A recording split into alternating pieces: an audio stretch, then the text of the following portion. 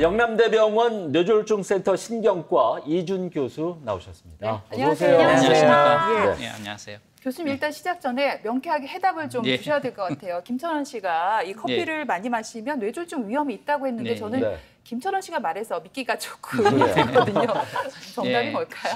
흔히 그렇듯이 그거 이제 같이 그 연구에 참여하는 대상 인원이라든지 아니면 연구 기관에 따라서 좀 의견이 다른 것 같습니다. 예를 들면 한 7, 8년 전에 나왔는가 거기서 메타 분석이라 해서 여러 연구들을 모아서 했는 분석에는 그러니까 카페인과 뇌졸중과의 관계에 대해서 여러 연구도 나왔던 연구들을 모아서 했는 연구가 있습니다. 그 연구에서는 또 하루에 4잔 이상 마시는 것이 뇌졸중 발생을 오히려 줄인다는 보고도 있습니다. 근데 또 최근에 나왔는 연구에서는 뇌의 이제 피의 흐름을 직접 체크해낸 연구인데 거기에서는 2잔 이상을 마셨을 때 피의 흐름이 오히려 나쁜 영향을 미친다 이런 보고도 있고요. 또 제가 알기로는 한 7, 8년이 지났지만 또 어떤 연구에서는 3잔 이상 마시면 이것이 뇌 백질이라 해서 뇌에 깊숙한 부위가 있는데 이 부위들이 신경이 서로 연결되는 통로입니다. 그 백질의 손상을 초래한다 이런 보고도 있습니다. 그렇지만 실제 뇌졸중을 보는 임상의사 입장에서는 커피가 그렇게 관심사는 아닙니다. 실제 고혈압이나 당뇨나 고지혈증이나 이런 직접적인 원인인 것들이 밝혀진 것들이 아주 많습니다. 근데 제가 또 누굽니까? 이 타이밍에서 저희 교수님 또 조사를 해왔습니다. 자, 우리 지역에서 2번째가 아니라 첫 번째로 뇌졸중 센터가 생겼죠. 네, 맞습니다. 국내에서는 2번째죠. 예, 그렇습니다. 그죠? 네. 자, 제가 조사를 했습니다. 2003년 11월 1일로 흘러갑니다. 그날 기억하십니까? 제가 근무하기 전인 것 같습니다. 자, 근무하기 전에 어떤 일이 있었냐? 신경과, 신경외과, 재활의학과, 그리고 영상의학과를 중심으로 뇌졸중 병동이 따로 만들어졌습니다. 네. 맞으시죠? 뇌졸중 센터가 제가 알기로는 그날 만들어졌고요. 그러면서 뇌졸중 환자를 이제 특별히 어느 병동에서 모아서 보는 게 좋겠다는 의견으로서 뇌졸중 병동이 나왔고 실질적으로 최근에 보면 뇌졸중 치료에 있어서 가장 핵심적인 역할을 하는 것은 물론 이런 여러 과들이 관여하는 것도 있지만 뇌졸중 집중치료실이라고 있습니다. 혹시 인터넷을 쳐보면 집중치료실이 있는 병원 이렇게 나옵니다. 그리고 뇌졸중 집중치료실 인정을 받습니다. 학회나 그런 아니면 심사평가원에서 약간의 인정을 해주는데 그런 뇌졸중 집중치료실은 2008년에 저희들이 영남대병원이 개설했고 지역에서는 가장 먼저 개설했습니다. 하지만 지금은 주요 병원들이 모두 다 뇌졸중 센터를 운영하고 집중치료실을 운영하고 있습니다. 그렇군요. 근데 집중치료실 이런 말씀을 하셨는데 뇌졸중 센터가 있다는 말은 그만큼 뇌졸중 환자들이 많다는 이야기인가요? 네, 그렇습니다. 자기가 살아가는 동안에 6명 중에 한 명은 평생에 있어서 일생을 살아간 동안에 뇌졸중을 가진다, 발생한다 이렇게 생각합니다. 그러니까 지금 한 5명 되는데. 어머, 이 중에 한 명이 있을 수 있겠네요. 그러게요. 갑자기 제가 저희는 6명이 아니니까 일단 괜찮아요. 아, 우리 5명 괜찮아요. 네.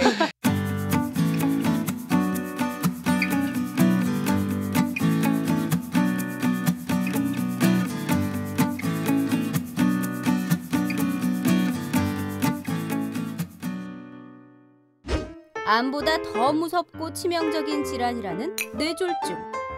뇌졸중은 전 세계적으로 2번째로 흔한 사망 원인입니다. 미국에서만 약 75만 9천 명이 뇌졸중을 앓고 있고 연간 약 13만 명이 뇌졸중으로 사망하는데요. 우리나라의 경우 전체 사망 원인 중 4번째가 바로 뇌졸중으로 한 해 약 10만 5천여 명의 뇌졸중 환자가 발생하고 있습니다. 뇌졸중은 약 30%가 65세 이하에서 발생하지만 최근 점점 더 젊은 연령층에서 나타나고 있습니다.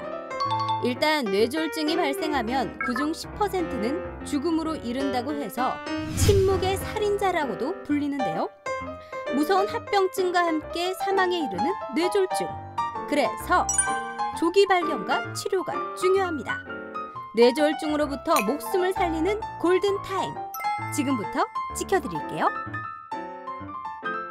일반적으로 우리가 생각하기에 이제 뇌졸중은 겨울철에 많을 것 같은데 환자들이 또 발생을 할 것 같은데 여름은 지났지만 여름에도 좀 발생을 많이 하나요? 어떻습니까? 그런 질문을 많이 받습니다. 그래서 실제 국내에서 나오는 연구를 참조해서 말씀드리면 결론부터 말씀드리면 아직까지 명확하게 말하기는 곤란합니다. 국내 연구를 참조해서 말씀드리면 실제 보면 1월보다는 9월이 오히려 더 많습니다. 그래요? 그리고 뇌졸중 안에는 뒤에 말씀드릴 기회가 있을지 모르겠지만 뇌경색과 뇌출혈이 있는데 뇌경색의 경우도 오히려 여름이 더 많습니다. 뇌출혈은 오히려 뭐 별로 차이가 없다 이런 보고들이 많습니다. 그래서 아직까지 좀 더 데이터가 모아지기 전까지는 여름에 많다, 겨울에 많다 이렇게 단정하기 어렵습니다. 그렇지만 우리가 상식적으로 생각해 보면 아무래도 더울 때는 탈수가 되고 그렇게 되면 혈액의 점도가 높아지니까 혈관이 막히는 뇌경색이 많아질 것으로 생각합니다. 또 겨울이 되면 아무래도 추위에 노출되니까 상대적으로 혈압이 올라가고 말초혈관이 수축되고 이래서 겨울에는 뇌출혈이 많지 않을까 이렇게 생각은 할 수 있습니다. 근데 아직 명확하게 말하기는 곤란한데 하지만 이런 보고는 있습니다. 하루 중에 온도 변화가 심할 때 이렇게 온도 변화가 심한 것은 심혈관 질환에 상당한 부담을 줍니다. 또 면역 체계에도 영향을 미칩니다. 그래서 이렇게 하루 종일 온도 변화가 심한 것 자체는 뇌졸중의 발생률을 높일 수 있다 이렇게 알려져 있습니다. 네, 어떤 뭐 계절보다는 온도 변화가 더 중요하다. 네, 이런 일반적으로는 말씀인 것 같아요. 그렇네요. 네네. 오늘 저희가 뇌졸중에 대해서 알아볼 텐데 뭐 뇌졸중도 있고 뇌출혈, 뇌경색, 뇌혈관 질환 굉장히 용어부터 헷갈려요. 그렇군요. 그 중에서 일단 뇌졸중 하면은 어떤 질환을 말하는 건가요? 네. 뇌졸중은 크게 두 가지로 나눠진다고 생각하시면 됩니다. 뇌졸중은 뇌출혈, 뇌경색으로 나눠진다 이렇게 생각하시면 됩니다. 네. 그리고 뇌졸중이라는 것은 뇌혈관에 갑작스럽게 문제가 생겨서 그것으로 인해서 신경학적 장애가 생긴다. 소위 말하면 마비가 온다든지 뭐 감각 이상하다든지 이런 것을 말합니다. 그 뇌경색과 뇌출혈을 두 개를 합쳐서 뇌졸중이라고 하는데 일반적으로 비율을 보게 되면 물론 국내 보고와 외국 보고가 조금씩 다르지만 일반적으로 한 75에서 85%는 혈관이 막히는 뇌경색이 있습니다. 뇌졸중은 크게 두 가지, 혈관이 터지는 뇌출혈과 혈관이 막히는 뇌경색이 있습니다. 그중에서 상당수는, 다수는 뇌경색으로 생각하시면 됩니다. 물론 뇌출혈에는 일반적으로 우리가 혈압이 높아서 생기는 그런 자발성 뇌출혈도 있지만 또 동맥류라해서 들어보셨는지 모르겠지만 혈관까리라고 해서 혈관까리가 터져서 생기는 그런 뇌출혈도 있습니다. 근데 사실 뇌졸중이라는 말을 들으면 나는 뭐 젊으니까 괜찮겠지 생각하시다가 진짜 식겁하는 경우들이 꽤 있어요. 네. 왜냐하면 특히 왜 20, 30대 젊은 남성분들 중에 술 정말 좋아하셔서 말술이라고 하죠. 매일매일 마시고 또 기름진 음식 좋아하시는 분들 중에 뇌졸중이 와서 고생하시는 분들을 제가 봤거든요. 이제 정말 나이랑 또 상관이 있다고 말할 수는 없을 것 같아요. 뇌졸중의 중요한 위험인자가 나이인 것은 맞습니다. 아무래도 나이가 많아지면 그렇게 혈관 질환이 생길 위험성이 높아지고 좀 전에 말씀드리는 것처럼 오래된 수도관이 녹이 있어서 막히는 것처럼 아무래도 혈관 안에 찌꺼기가 생길 확률이 높아집니다. 그래서 고령 인구가 많아지면 결국 뇌졸중 환자가 많이 발생하는 게 그런 이유입니다. 하지만 나이가 젊다고 해서 뇌졸중이 생기지 않는 것은 아닙니다. 또 그런데 우리가 보통 위험인자를 이렇게 따져볼 때 나이가 젊은 사람한테 생기는 뇌졸중의 원인하고 연세가 많으신 분한테 생기는 원인은 조금 다릅니다.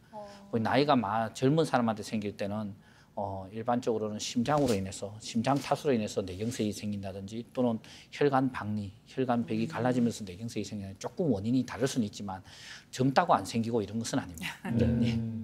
어떡하죠? 사실 제가 젊다고 굉장히 막 안심하고 있었던 그러면 사람인데 안 돼요. 진짜 안 돼요. 진짜 안 돼요. 진짜 조심해야겠습니다.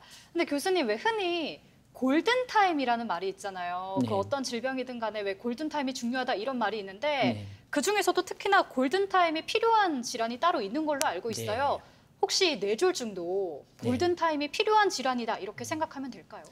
뭐 정확하게 표현하기는 그렇지만 우리가 소위 10분, 20분에 따라서 환자의 예후가 달라지는 질환이 뭐가 있느냐 이렇게 얘기할 때 물론 시약에 빠지고 이런 것은 당연히 중요하겠죠. 그런 것이 아니라 일반 질환 중에서 10분, 20분에 따라서 예후가 달라지는 질환은 크게 두 가지가 있습니다. 하나는 심근경색, 또 하나는 뇌경색입니다. 뇌경색이 뇌졸중입니다. 그래서 골든타임은 뇌졸중에서 가장 중요한 핵심이 됩니다. 우리가 골든타임이라는 용어를 쓰는 것은 소위 말하면 타임 윈도라고 해서 이 환자의 예후에 어느 정도 시간 내에 치료했을 때 좋은 결과를 미칠 수 있느냐. 시간의 싸움입니다. 그래서 미국에서는 환자에게 그 뇌졸중에 대해서 포스트에 보면 당신이 시간을 잃어버려서 뇌를 잃어버렸다. 이렇게 하고 우리나라에서 국내 뇌졸중 학회에서 만든 포스트에 보면 뇌졸중 시간의 싸움입니다. 이렇게 합니다. 그처럼 빠른 시간 내에 치료하는 것이 환자의 예후에 아주 중요합니다. 물론 모든 뇌졸중이 그런 것은 아닙니다. 모든 뇌졸중이 그런 것은 아니지만 특히 뇌경색, 아까 종전에 말씀드린 것처럼 심근경색처럼 혈관이 막히는 뇌경색은 시간이 정말 중요합니다. 얼마나 빠른 시간 내에 혈관을 재개통시켜서 손상을 적게 하느냐 상당히 중요합니다. 네. 시간 내에 골든타임 내에 이제 치료를 빨리 효과적으로 하기 위해서 각 큰 병원마다 뇌졸중 센터가 있는 거 아니겠습니까? 네. 그렇습니다. 그렇다면 뇌졸중은 도대체 왜 생기는 건지 아까 언뜻 그 말씀을 해주셨는데 이게 나이 들에 따라서 혈관이 좀 노화가 되고 고혈압도 원인이 될 수 있고 뭐 어떤 것들이 있나요? 뇌졸중의 위험 인자를 말씀드리면 고혈압, 당뇨, 고지혈증, 심장질환, 뭐 가다, 음주, 흡연 이런 것이 위험 인자입니다. 그렇지만 뇌졸중이라는 병은 좀 전에 말씀드린 것처럼 혈관이 터지는 뇌출혈과 혈관이 막히는 뇌경색이 있습니다. 혈관이 터지는 것은 주로 작은 혈관이 갑자기 혈압이 올라간다든지 이래서 터지는 경우가 많습니다. 혈관이 막히는 뇌경색은 우리가 몇 가지 경우가 조금 다른데 혈관의 동맥경화처럼 서서히 혈관에 찌꺼기가 쌓여서 소위 말하는 고지혈증이 있을 때 그랬을 때 혈관이 막히는 그런 혈관이 막혀서 생기는 뇌경색이 있고 심장에서 부정맥이나 심장 판막 질환이 있어서 갑자기 피떡이 날아가서 혈관이 막히는 그런 뇌경색이 있고 또 뭐 작은 혈관의 변성에서 생기는 경우도 있고 어쨌든 혈관이 막히거나 혈관이 터지는 것이 그렇게 뇌출혈이나 뇌경색을 만드는 원인이 됩니다. 그렇군요. 뭐 다양한 원인에 의해서 뇌졸중이 발생할 수 있다 이렇게 말씀해 주셨는데 그렇다면 뭐 뇌질환도 여러 가지가 있잖아요. 다른 뇌질환과 뇌졸중 어떤 차이가 있나요? 일반적으로 뭐 많은 뇌질환들은 갑작스럽게 생긴다기보다는 서서히 생기는 특징을 갖고 있습니다. 그리고 그런 데 비해서 뇌졸중은 조금 갑작스럽게 생기는 것이 아주 중요한 특징 중에 한 개입니다. 갑작스럽게 생기고 그리고 어느 그 위치에 따라서 정확하게 어떤 증상을 동반하고 이런 면에서 조금 다른 뇌질환하고는 좀 차이가 있습니다. 그렇군요.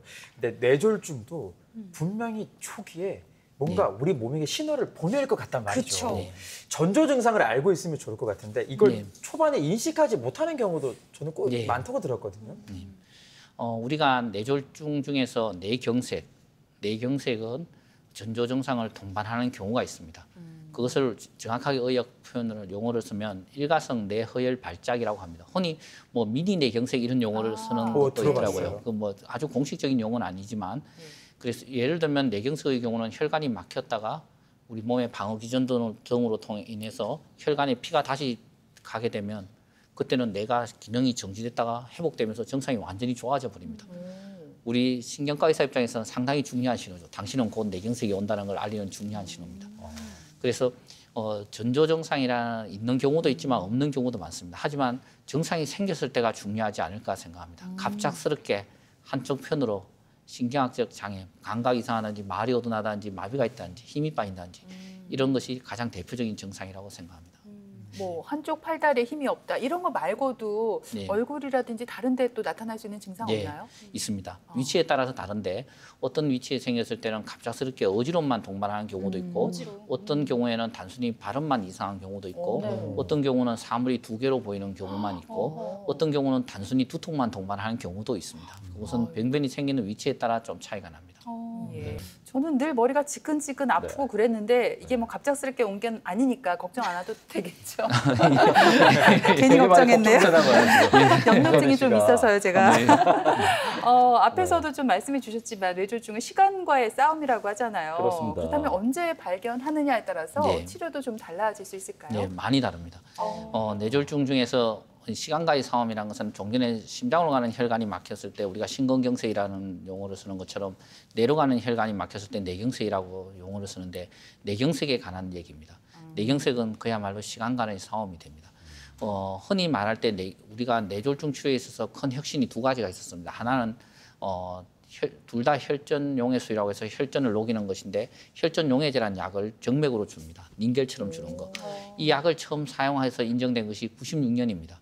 그러니까 뭐 어떻게 보면 그렇게 오래된 것 같지도 않고 오래된 것 같기도 하고 그렇습니다. 얼마 안 된 것 같아요. 그리고 큰 혈관이 막혔을 때 이런 혈전용해제를 쓰는 것이 아주 효과적인 치료이지만 혈전용해제의 단점이 큰 혈관이 막혔을 때 효과적으로 큰 혈관을 개통시키지 못했습니다.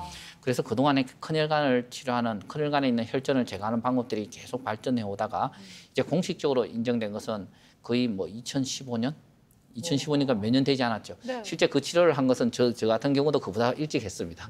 그래서 공식적으로 인정된 것은 2015년이라는 표현이죠. 근데 그때 큰 혈관을 직접 혈관이 막혔을 때 혈전을 제거하는 그런 혈전 용해술이 그때 나왔습니다. 그래서 그러면 이 이런 치료가 아주 효과적이고 혈전을 제거할 수 있는 방법인데 모든 환자한테 적용할 수 있냐? 그렇지 않습니다. 병변의 위치에 따라 다르고 어느 혈관이냐에 따라 다른데 여기서 제일 중요한 것이 시간입니다. 혈전 용해제를 정맥으로 주는 것은 일반적으로 4.5시간 이내. 그러다 물론 이것이 전에는 3시간이었다가 4.5시간 되다가 앞으로 뭐 6, 7시간으로 될 수도 있겠죠. 현재는 4.5시간 이내입니다. 그렇다면 환자가 이 사람이 병원에 왔을 때 이 사람이 뇌경색인지 뇌출혈인지를 진단을 해야 되지 않을까요? 네. 그럼 뇌경색과 뇌출혈은 정상으로 구분이 사실상 어렵기 때문에 영상 검사를 해야 됩니다. 그래서 그런 검사하는 시간까지 포함하게 되면 이 사람이 병원에 와서 검사하는 시간을 한 3, 4, 40분 정도 잡으면 4.5시간 내에 병원에서 치료가 들어가려고 하면 적어도 3시간 반 전에 와야 됩니다. 근데 어떤 분들은 그러면 4.5시간 뭐까지 기다릴 수 있네 이렇게 생각할 수 있는데 그게 아닙니다. 1시간 반 이내에 치료했을 때와 3시간째 치료했을 때 예후가 완전히 다릅니다. 얼마나 빨리 치료하냐가 결국엔 손상 범위를 줄이기 때문에 빠른 치료를 해야 됩니다. 종전에 말씀드리는 동맥으로 들어가서 직접 혈전을 제거하는 큰 혈관을 뚫는 방법은 일반적으로 6시간 이내에 혈관을 치료를 접근하는 것으로 되어 있습니다. 물론 몇몇 환자들은 특별한 검사를 통해서 그보다 시간이 지나더라도 치료하고 있습니다. 뇌졸중은 완벽한 치료는 불가능하다 이렇게 생각을 해야 되나요? 이게 또 후유증이 무섭다고 하더라고요.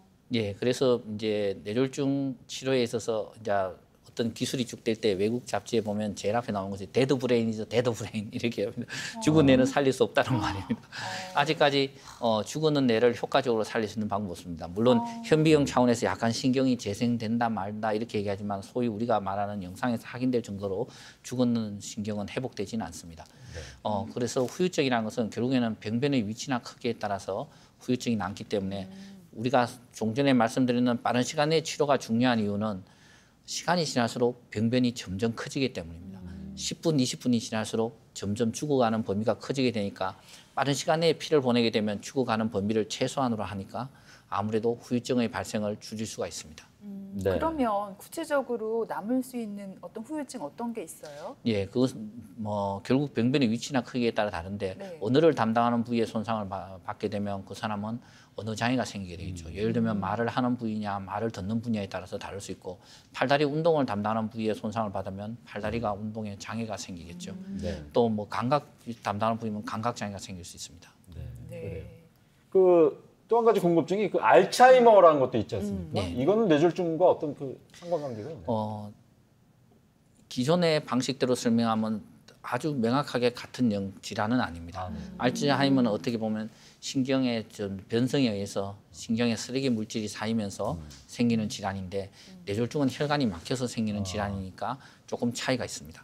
그런데 우리가 치매라고 말하는 것은 조금 다른 개념인데 치매라는 것은 인지기능 장애에서 자기가 일상적으로 생활을 잘 못하는 것을 말하잖아요. 네. 그처럼 뇌졸중이 오더라도 그렇게 인지기능 장애는 생깁니다. 그것을 알츠하이머라고 표현하지는 않지만 쉽게 말하면 혈관성 치매라는 것이 생길 수가 있습니다. 그런데 최근에 알츠하이머가 더 일종의 혈관이 서서히 손상이 오면서 더 알츠하이머가 더 빨리 진행되고 더 유발된다 이런 보고들이 있기 때문에 일부 의사들은 뇌졸중을 보는 의사 중에 일부 의사들은 알츠하이머도 혈관 질환이다 이렇게 주장하기도 합니다. 물론 뇌졸중이라는 용어를 쓰는 것은 아직까지는 받아들이지 않지만 알츠하이머가 혈관 질환에 영향을 받는다 이렇게 알고 있습니다. 그러니까 한쪽 신경이 마비된다든가 이런 게 이제 알츠하이머 후유증과 비슷하길래 제가 이 질문을 한번 드려본 것 같습니다. 예. 그 뇌졸중이 재발할 가능성도 좀 많이 있다는 얘기도 있는데 어떻습니까? 예. 우리가 환자들한테 얘기할 때 그렇게 얘기합니다. 한 번 뇌졸중은 평생 뇌졸중 이렇게 얘기합니다. 그 말은 뇌졸중은 재발하는 병이기 때문이다. 우리 흔히 들으셨겠지만 암 같은 경우는 5년이 지나면 당신 뭐 안전하다. 10년이 지나면 암 종류에 따라 다르지만 안전하다 이런 말을 쓰잖아요. 근데 뇌졸중은 시간이 지날수록 재발할 확률이 높아지게 됩니다. 물론 보고마다 좀 차이가 있지만 편하게 얘기할 때는 우리가 5년 내로 한 24%, 20%, 10년 내로 한 40% 이상 재발한다 이렇게 표현을 쓰는데 이것은 아주 적극적인 치료를 안 했을 때입니다. 요즘은 아주 적극적으로 치료하고 환자의 경과를 보면서 또 치료 방법을 바꾸기도 하고 이렇게 하기 때문에 최근에는 한 3에서 5%로 많이 떨어졌습니다. 와, 예. 재발률이 낮아졌다는 소식 참 반가운 그렇습니다. 소식이네요. 오늘 저희가 조금 뇌질환 관련 얘기를 하다 보니 분위기가 어두웠는데 그나마 안심이 되네요. 그렇습니다. 앞에서 뇌졸중의 원인 중에 급격히 서구화된 식생활이 또 원인이 된다 말씀하셨고 젊은 층에서도 자주 자주 생기는 질환이다 해주셨는데요. 뇌졸중을 특히 조심해야 하는 경우가 또 따로 있나요? 예, 그 뇌졸중의 위험인자 관리가 상당히 중요합니다. 그래서 우리가 고혈압을 갖고 있는 분들, 당뇨를 갖고 있는 분들, 고지혈증, 방금 콜레스테롤이라고 말했듯이 그런 고지혈증을 갖고 있는 분들, 심장질환을 갖고 있는 분들, 이런 분들은 그런 위험인자를 잘 관리하는 것이 뇌졸중 예방에 아주 중요합니다. 물론 당연히 과다한 음주나 흡연은 뇌졸중이 중요한 위험인자가 됩니다. 그래서 그런 위험인자를 관리하는 것이 결국 뇌졸중을 예방하는 방법입니다. 이 뇌졸중을 그 한의학에서는 보통 중풍과 같은 맥락으로 이제 보잖아요, 교수님. 그래서 저희 할머니도 예전에 혹시나 철원아, 아이고 내가 중풍 오지는 않을까 이런 염려를 실제로 굉장히 많이 하셨거든요. 왜냐하면 주변에 보면 이제 할머니 또래 분들 보면 마비가 와가지고 생각보다 꽤 오랜 시간 동안 재활을 받는 분들이 많았어요. 재활이 좀 힘든가요? 결국에는 병변의 위치나 크기가 중요하다는 것이 바로 그런 것입니다. 예를 들면 뭐 제가 말하는 것을 아주 심플하게 얘기하는 것인데, 예를 들면 우리 어떤 사람 2명이 왔을 때 2분 다 팔이 마비가 되었는데 3개월 지났을 때 한 분은 멀쩡해지고 한 분은 심한 장애가 남는 경우가 있습니다. 보면 안 좋아지고 어떤 분들은 6개월 지나도 재활치료해도 효과가 없다 이렇게 얘기합니다. 그것이 결국 병변의 위치나 크기에 따라서 달라지게 됩니다. 예를 들면 팔의 운동을 담당하는 신경이 80%가 죽은 사람하고 20%가 죽은 사람이 있다면 20%가 죽는 사람은 나머지 80%가 그 역할을 대신하기 때문에 이런 사람은 어떻게 보면 빨리 좋아질 수 있습니다. 그렇지만 80%가 죽었다. 나머지 20%가 살아있는 부위가 하더라도 그 역할을 보상할 수 없습니다. 그래서 장애가 남게 됩니다. 그 뇌졸중이요. 흔히 뭐 흡연하고 과음 많이 하는 남자들이 걸린다 뭐 이런 얘기 있던데 이거는 맞는 말인가요? 예, 그 중요한 위험인자입니다. 중요한 위험인자. 어떤 분들은 그런 얘기를 하십니다. 뭐 친구들이 술 마시면 뭐 혈색이 좋아지고 피가 혈액순환 잘 된다고 혈액순환이 잘 된다고. 다음날 일어나면 여기도 피가 그런 분이 있습니다. 술을 뭐라고 권한다 이렇게. 말씀하시잖아요. 근데 우리가 술에 대해 술과 뇌졸중의 관계는 고전적으로 제이컵이라고 얘기합니다. 제이컵이라는 것은 이렇게 제이가 이렇게 지키지 않습니까? 그래서 술을 한두 잔 마시는 분이 한 잔도 안 마시는 사람하고 비교했을 때 아무래도 한 잔도 안 마시는 사람보다는 한두 잔 마시는 분이 조금 발생률이 낮습니다. 그렇지만 2잔이 아니라 석잔, 넉잔, 5잔이 되면 급격히 위험성이 증가됩니다. 그렇다고 술을 안 마시는 분한테 술을 마시게 하는 것이 좋으냐? 그렇지는 않다고 되어 있습니다. 과다한 음주는 중요한 위험인자입니다. 담배는 반드시 끊어야 합니다. 담배는 뇌졸중의 중요한 위험인자이고 담배는 방어책이 없습니다. 예를 들면 고혈압은 혈압약, 당뇨는 당뇨약, 콜레스테롤은 콜레스테롤 약이 있잖아요. 담배는 끊는 수밖에 없습니다. 그럼요. 방법이 없습니다. 그래요. 예. 듣고 보니까 이제 뇌졸중은 정말 그 무서운 질환이기 때문에 한번 이렇게 뇌졸중이 와서 치료를 잘 받는 거, 빠른 신속한 시간 내에 받는 것도 중요하겠지만은 무엇보다 예방이 참 중요할 것 같습니다. 그리고 충분히 예방을 할 수 있는 방법들이 있을 수도 있을 것 같은데 지금 말씀해주신 뭐 금연이라든가 평소 생활 속에서 실천할 수 있는 것들 많이 있겠죠. 예. 우리가 흔히 요즘 건강검진을 많이 하지 않습니까? 그래서 본인이 위험인자를 아는 것이 상당히 중요합니다. 고혈압이 있는 분들은 혈압약을 늦게 먹으면 뭐 한 번 먹으면 평생 먹어야 된다 이렇게 걱정하시는데 혈압약을 빨리 먹어서 혈관을 안전한 상태로 오랫동안 보존하는 것이 더 중요합니다. 당뇨도 마찬가지입니다. 당뇨도 위험인자가 있다면 적극적으로 조절해야 됩니다. 방금 말씀드린 것처럼 술, 담배는 당연히 끊어야 되고요. 이 밖에도 적절한 운동이 도움이 된다고 이미 알려져 있습니다. 그리고 너무 식사를 얘기하면 너무 짠 음식을 이것은 물론 뭐 혈압을 높이는 원인도 있지만 뇌졸중 발생률을 높입니다. 그래서 가능하면 너무 짠 음식을 피하고 흔히들 말하기에 뭐 지중해식 식단 뭐 이런 얘기를 쓰기도 합니다. 그런 것처럼 약간의 채식이라든지 뭐 그런 식으로 식사를 바꾸는 것이 도움이 되고 또 아무래도 스트레스 자체가 심뇌혈관 질환의 위험을 높이니까 조금 마음에도 여유를 갖고 그런 것들이 도움이 될 것 같습니다. 자, 이제 술도 끊고 담배도 끊고 채식도 하시고 그렇습니다. 건강한 생활 습관 유지하는 게 무엇보다 중요하다는 점 다시 한번 깨닫게 되는 것 같습니다. 자, 이 교수님 오늘 바쁘실 텐데 시간 내주셔서 감사드립니다. 고맙습니다. 고맙습니다.